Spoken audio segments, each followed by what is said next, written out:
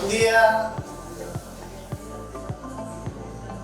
Aquí partim de la filosofia que l'accés és de baixa exigència. Això què vol dir?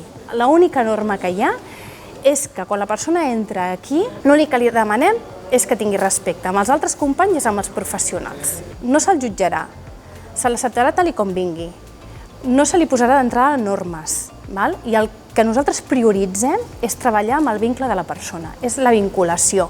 I la vinculació moltes vegades partirà això, de no exigir a la persona si no està preparada. I evolucionem el pla de treball en funció de l'evolució de la persona. Hi ha persones que trigaran més, hi ha persones que trigaran menys.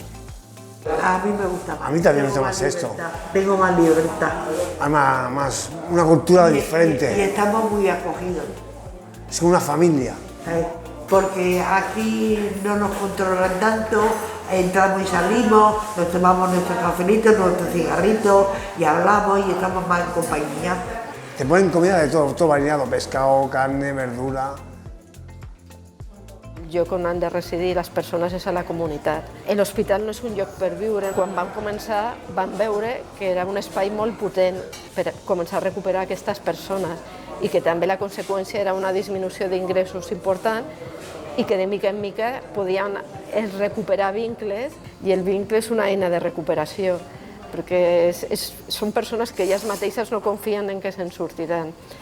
Llavors és aquest treball molt a poc que es va fent aquí.